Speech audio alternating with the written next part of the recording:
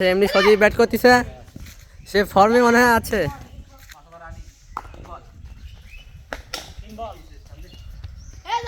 এখন সে তো দৌড়ে গিয়ে বলটা আনতে গেল, সে কিপার আছে।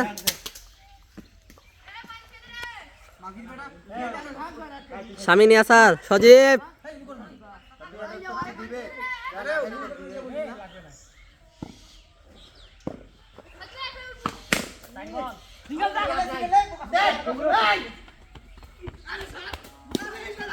সিফাত অল্পর জন্য আউটটা বেঁচে গেল। সিফাত ডন বেঁচে গেল। সিফাতের মাথা খারাপ হয়ে গেছে। সিফাত দেখা যাচ্ছে খুবই ভালো আছে। সিফাত ডন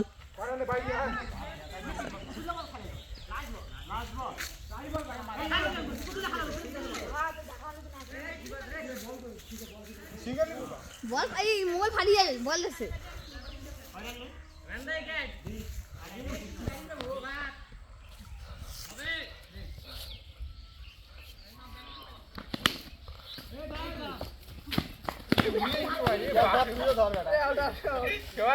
সিফাত অল্পর জন্য আউটটা বেঁচে গেল। সিফাত ডন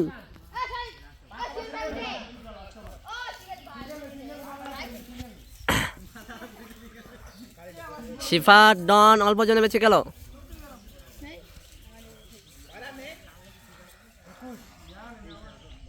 এমনি সজীব ব্যাটিং করতেছে। আলামিন হাসান বোলিং। ওয়াও, সজীবের মাথা খারাপ হয়ে গেছে। ছয় হচ্ছে না কেন? সজীব একটা শট দিতে যাচ্ছে, হলো না। তাকে দৌড়াও।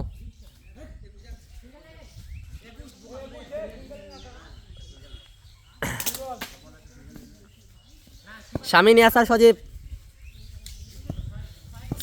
সজীব ব্যাটিং করতেছে। আলামিন হোসেন বোলিং করার জন্য প্রস্তুত। বোলিং করলো সজীব, বলটা দেখতো কিন্তু মারতে পারলো না ঠিক মতো। রানার চেষ্টা ব্যর্থ হয়ে গেল তারা। আবার এগিয়েছে আলামিন হোসেন। সজীব ব্যাট চালিয়ে দিল এবং 6।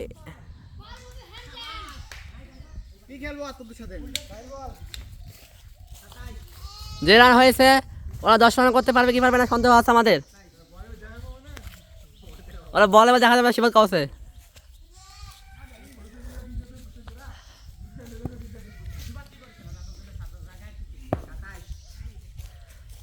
দেখা যাচ্ছে সামিনী এসে ব্যাটিং করতেছে, আর বোলিং করলো কিন্তু ব্যাটে কোনা লাগে চলে গেল। সেটা বললো দে।